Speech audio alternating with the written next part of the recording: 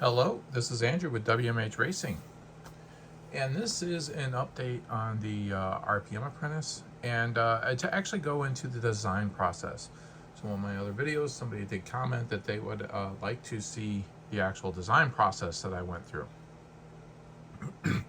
So, yeah, this video will be mainly a deep dive into the design. So if that doesn't interest you, yeah, you can go surf other YouTube videos, right? Just hit the like button before you do, because I told you up front, this is a deep dive into the design process. All right.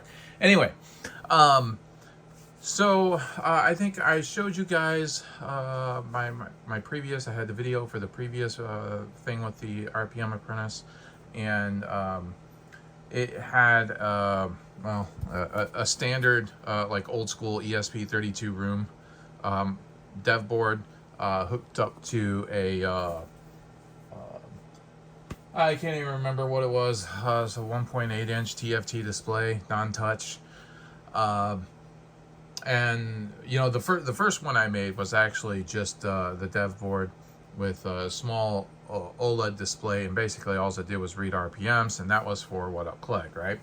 When after I finished that and I sent that in the mail out to him, some other things started occurring to me that I wanted to add a little bit more functionality to this.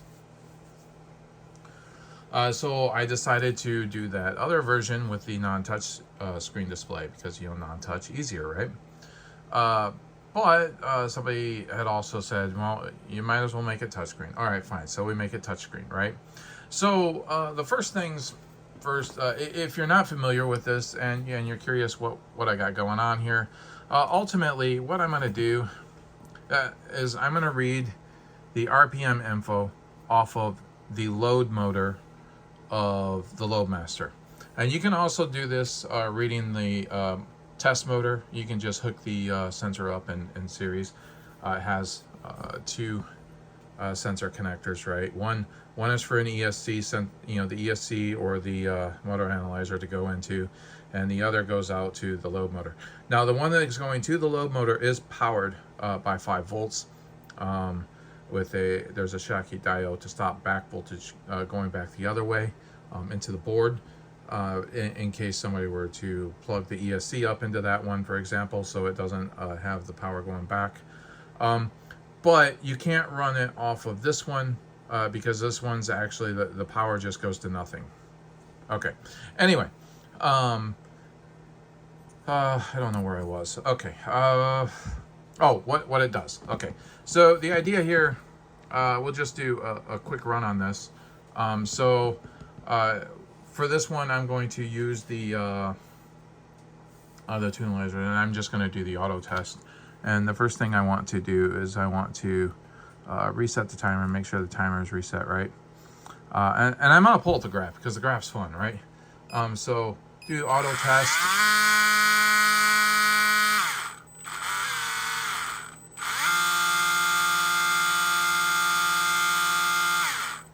Okay, and so you see here's the graph. It lasted 11 seconds, and we got up to around 12,500 RPMs. And if we actually go into one of the other menus, we see it took 818 milliseconds to get up to our target RPM was 12,000 RPMs. Our max RPM was actually 12,672. We can actually set our target RPM, so we can cycle through our numbers up here and we can increment those numbers, right? I'll probably add a decrement button as well to make this a little bit easier to go through. Coding is fluid, right? So yeah, we got the timer, we got the graph, and we got RPM. And this would just give, if we do auto, this would just give the actual RPM that the motor is going. All right, so that's the basics of it, right? Also in this version, I have 3 LEDs down here. This is to cycle through and show what sensor it's actually hitting on. I'm going to put that in code. The board, the physical board is not actually going to have these LEDs. I'm trying to design it as small as I can, having these LEDs or having a single LED that that, you know, is RGB LED that will do all the colors. It's just, I don't know, it was just a lot. So more space and whatnot. So I decided I will just put this on the board. I'll add on our menu option for it so you can actually see it on the board if you want, right? Anyway, so yeah, design process, right? So I'm using an ESP32S3 microcontroller. The reason why I'm using the S3 instead of like the C3 is because I am going to do Wi-Fi on this as well. And I wanted so the C3 is a single core ESP32 and the S3 is a dual core. So I want one core essentially only doing Wi-Fi, because Wi-Fi is a lot of, it's a lot for the microcontroller to handle, right? So I want one core doing Wi-Fi while the other core takes care of everything else. All right. So the first thing I do is I take and, you know, I get this breadboard. You saw the breadboard for the other one, but I get this breadboard and I have it all hooked up. So I got two rails here, right? I got a 3.3 volt rail, and then I got a 5 volt rail. The 5 volt rails are on the outside, the 3.3 volt rails are on the inside. And then the 3.3 volt rail is lit up with the red, and the 5 volt rail is lit up with the yellow. You can see that there is a Schottky diode here, specifically like I was talking about. This is for the power going to the sensor board on the slave motor. And then you got these cables right here powering these LEDs. And then we have the inputs from the sensors going to these wires, which come over here on these pins on the microcontroller. And I have these pins set as basically they're external interrupts. And every single time the signal changes, you know, if it goes from high to low or low to high, because the RPM sensors on the motor are latching Hall effect sensors, right? So anytime the signal changes from high to low or low to high, it triggers an interrupt, and I have an interrupt routine in my code to handle that interrupt and what it actually does with it. This is how we measure the RPMs. Basically, I take the delta, the time between the interrupts, and measure the RPM that way. All right. So that's pretty much it for the base design. You can see that, yes, I am using a dev board, right? So in order to take this out and actually go into a product for people, we have to get rid of that dev board. So I built a bare bones what I need to run this ESP32 module, right? So the good thing is you know, Espressif has these ESP32 modules, which have the microcontroller in it, the crystal oscillator in it, and some of the other components already in this module needed, like the Wi-Fi antenna. This is huge. I mean, you don't want to have to make your own Wi-Fi antenna, right? So they have all of this already needed. So what I had to do, and this was a brand new chip, right? So there was no programming on it at all when I plugged this in, and all I needed to do was basically make this so it would work. And I just programmed a very simple what's called a hello world program into it. So let me show you what the hello world is for microcontrollers. So the hello world for microcontrollers is to flash that light, that LED. All right, there we go. About once every second, it will flash that LED. That is the hello world for microcontrollers. Awesome. So now I'm going to unplug that. All right, so once I had that down, that was the base that I needed.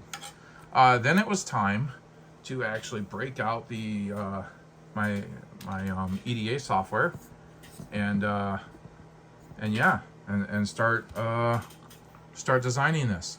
All right, so I'm going to unplug this stuff since we don't need to see this anymore, and I'm going to move this out of my way so I can set this camera stand up on my desk. Now, this is a new camera stand and it's a little wobbly, and I am sorry for that, but it's a whole lot easier for me, so we'll see how it goes. All right, anyway, I'm going to put this on my desk, and yeah, you get to see my blinds. And Can I get down far enough? All right, let's see here.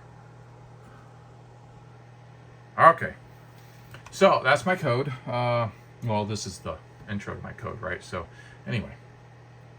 All right, so let's look at the schematic. All right, I can turn this light off. You don't need that. It's too bad it doesn't hide the ceiling fan lights in the background, all right? Okay, so I needed to create a a USB-C input. This is how we're actually going to power the microcontroller. I take USB-C in, and then we ground the, well, we don't ground. We have pull-ups, 5K1 pull-up resistors on the current lines to ground. This is to tell USB-C to give us power. Without these, no power would happen, right? USB-C is a whole crazy shebang on how it delivers power. This basically tricks the host device into giving us power. All right, anyway, let's see. So the V-bus, which is the positive rail coming in from the USB, we have a 1 amp fuse. Then we go through a Schottky diode, so we don't reverse. If we accidentally plug in something crazy on one side, we don't inject. Like if we have this hooked up to our computer, we don't inject that power going back into our computer, right? All right, and so this is the 5-volt rail. Then we also have the data lines, because I also do program this through the USB. So we have the bidirectional, or sorry, the not bidirectional.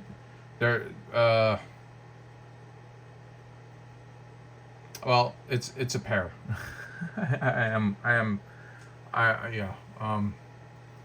Anyway, I will remember the term at some point in time. But these are the data lines. One's the negative, one's the positive, and there's actually two, because a USB-C, you can flip the cable either way, and it will work. So anyway, then we have the ground and the shield. The shield's the ground. We'll notice that on the data lines, I do have ESD protection. Okay.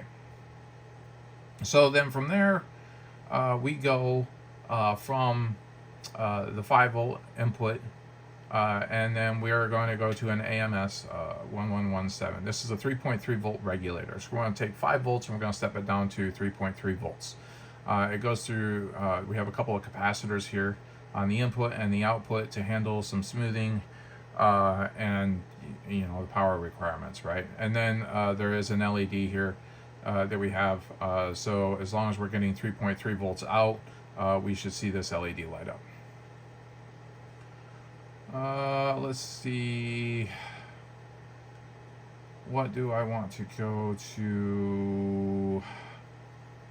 All right, we'll just look at the sensors. We'll go right here. So this is the sensor connection.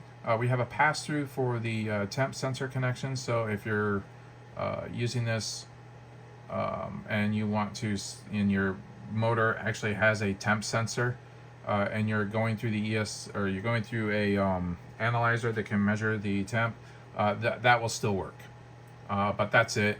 This will not have any effect on the load motor, because I don't have any programming in there to actually measure that, and it's not connected to anything. It's just a pass-through.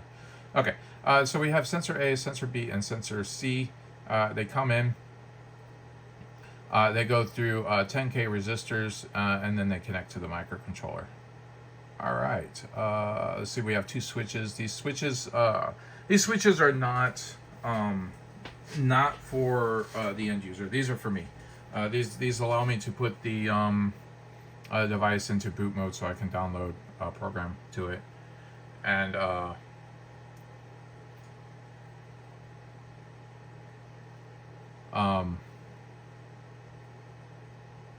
yeah, sorry. So I can download the program and reset it if I need to. Okay, sorry, I had to step away for a second. All right, so anyway, like I was saying, these reset switches are for me, not for you, or the end user. But if you're designing something like this, then you may or may not have to put in these switches. Uh, Theory is you don't really have to, but I don't trust it, and I have them there as a failsafe just in case, because I don't want to be stuck with a board that I can't program the microcontroller on. All right, so let's move on to this piece. This piece isn't really needed, right? This is just a delayed enable on the reset line, okay? And basically, it just slows down the voltage getting to the reset line. So when you pull it to ground to reset it, it's just a delay. It's not really needed.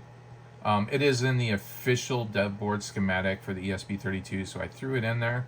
But like I said, not really needed. I mean, you're looking at like 5 cents worth of components, so whatever. So then here we'll see all of the actual pinouts that I'm using. The TFT touchscreen display has two SPI lines, right? It has the touchscreen SPI and it has the standard TFT SPI, and you select between them based on the chip select, what the chip select's actually doing. Okay, I'm not going to go through all this, but we do have a decoupling capacitor and a bulk capacitor on the ESP32 on the input. All right. Basically, this is the pin header for the TFT display. All right, so a couple of mounting holes, and yeah, that's it. So let's go on to our actual PCB design, right? So we see on the PCB design that we have these. Well, I'll go through it. So first thing I do is I put the microcontroller here up in the center. This is one of the approved mounting locations for this module. You have to have the Wi-Fi off the board. So this is the Wi-Fi antenna up here, and that has to be off the board. And it has to have at least like 15 millimeters clearance on either side of that. So really what will end up happening is this will just be 3D printed right here, and this will just be left out in the open. Anyway, easy, 2 mounting holes, right? So this is a 4-layer stack up. So I have the front copper layer, which is signals. I have the second layer, which is a ground plane. My third layer is a power plane for 3.3 volt. And the fourth layer is signals again. You could do this design you could do with 2 layers. It would be slightly cheaper and probably a whole lot messier. But I decided to go with 4 layers just because it was easier to route without doing crisscrosses and stuff like that. Anyway, here is the USB. So we come into the USB and we actually have a 5-volt power plane right here for where the USB comes in. Then we go through the fuse, and then we go to the top layer and we get on this 5-volt power plane. And you will notice that this 5-volt power plane does power the sensor for the load. According to the ROR rules, that is supposed to be a 5-volt line to power those sensors. They'll probably work on 3.3 volts, but their specifications said 5, so I'm going to give it 5. Really, after the time it goes through 1, 2 Schottky diodes, it's going to be at like, I don't know, 4.5 volts, but regardless. Yeah, there we have it. And then the pass through to the other sensor, right, which doesn't get actual power. This is just for the ESC if you're plugging the ESC in, or the analyzer. All right, so anyway, differential pair. See, that's the word I was looking for here. This is the USB signal is a differential pair. Now, the main thing about the USB signal is that the differential pair has to be routed over a solid ground plane. So if we turn off the top and we see that this is a solid ground plane, so it's routed, and I'll turn the top back on. It's routed over a solid ground plane, and this needs to be 90 ohms. So you need to set up your differential pair rule for 90 ohms. Okay. So anyway, we go through here. We have the 5-volt. We come into this 3.3 volt regulator, and then we'll turn this power plane back on. And we see that we have 2 outputs on this. We have this output right here and this output right here. This output right here really is just for the capacitors. And we tie this in via vias to the 3.3 volt plane. This is the LED. Okay. This is the pin header for the TFT. When we get over here, we have the resistors, and we have our DFU and power. So our power comes up through here. We have another small plane up right here through these vias right here. And that is really that. We'll look at the 3D viewer on here. After I did all my pin placements and everything like this, this is what the board will look like.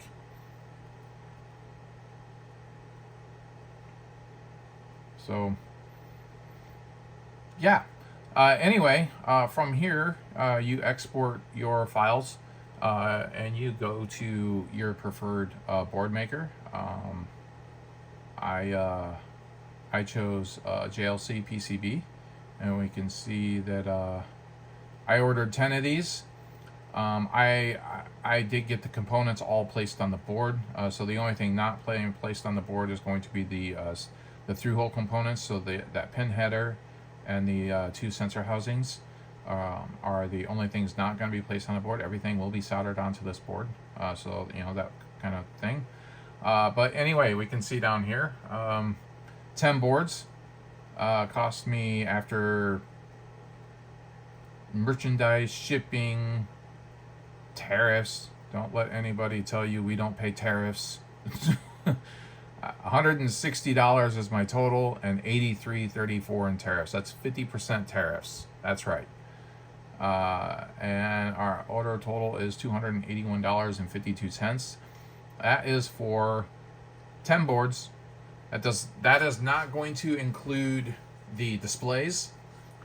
The TFT displays are right around $10 a piece. And then, you know, we're going to have a sensor wire that comes with it, plus a USB connector that comes with it, plus distributor pricing that you have to take into account.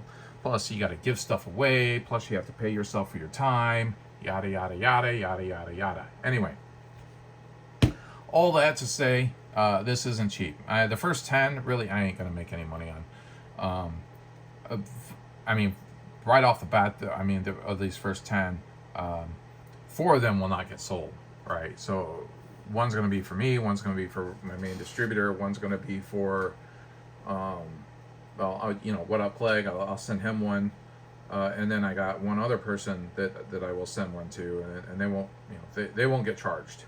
So 4 out of that 10 will not get charged. So I got 6 to try to make up to make up my price of, it's going to be well over $400. And you know, that still doesn't cover any of my time at all, right?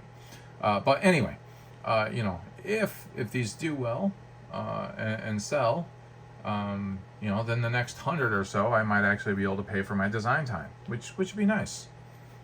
So anyway, this has been, I mean, a pretty quick video into the actual design, right? Well, oh, I say that, and now I actually need to go look at the code. Oh wow. This part of it would take a while, right? I'm not going to go through my entire code here because this is just crazy. But you can see that I've gone through 10 iterations of the code so far. There's a whole lot of libraries I use. I'll be honest with you, most of this is all in the display. Like there's this section of the code right here. Oops, sorry. This section of the code right here handles the class that I designed for. I don't know, where's it end? This handles the class I designed for the pulses, right? So this is the pulse class. This is what actually counts. You know, when you go high to low or low to high, right? So that's that class, along with a couple of other functions, handle. Let's see, what functions are they? So we got these are the interrupts. This is a timer function that I created. Reset data, max RPM.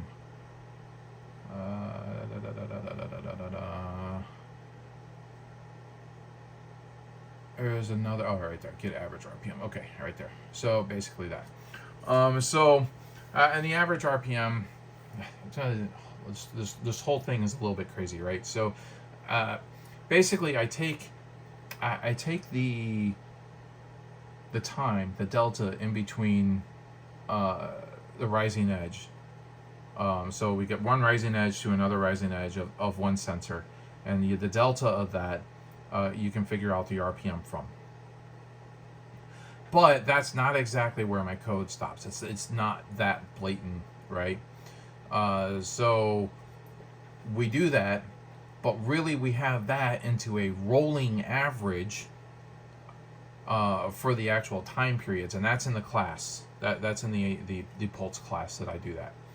And then we combine all three of those and then do an average on those three with an exponential weighted average, which is this is a EWMA exponentially weighted moving average is a, I know it's a tricky kind of average. If you're interested in that, go Google it and have fun, right? So that is how I actually figured out the RPM. That is the process we go through of actually doing it. Okay. Anyway, there is Wi-Fi, right? So I do host a web page on here on the ESP32, so you can see some stuff. I'm still working on that. I mean, the whole code is a work in progress, but the nice thing is that I've got all the hardware on the board that I want, and now it's just about adding things to the code that I can make changes with. All right. So anyway, yeah, like I said, most of this code is handling the menu and the different well, not really handling, but the different pages. The graph page is extremely difficult to code. One, it's a dynamic graph page, so it's not like if you guys have seen my battery wizard. The battery wizard is a very stale, static graph page, right? So this is more dynamic, and it will go through a few different ranges, and it will measure up to 12 seconds long, and it will dynamically scale your RPM values and time. So it's kind of cool. I spent a long time going through the actual coding for the graph. And then the other part is that the timer, right? Which is actually pretty easy. And so anybody who wants to know on that. So the timer doesn't actually go through all of that averaging to start the timer. The timer starts as soon as you get a rising edge. It could be right A, B, or C. As soon as you hit a rising edge, it starts the timer to the actual cutoff or the max RPM. I mean, in a perfect world, we'd hit a button and it would start the timer when you hit the button.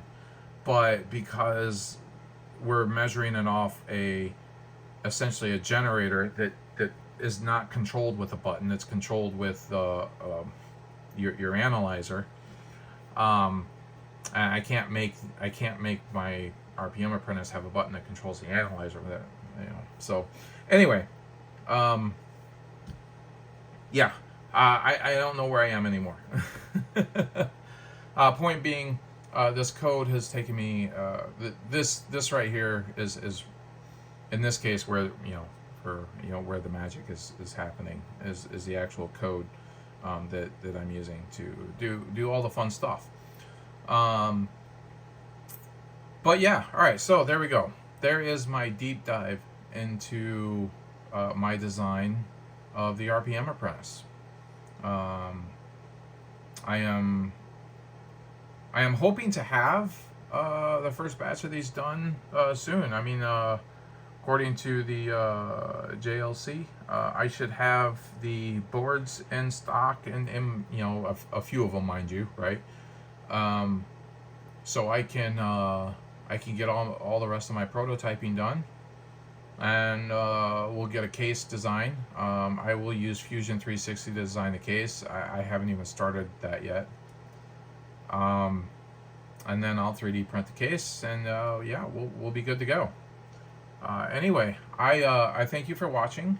If you like this video, hit the like button. If you're not already subscribed, go ahead and hit that subscribe button. I could use more subscribers. You guys have a good one. Bye.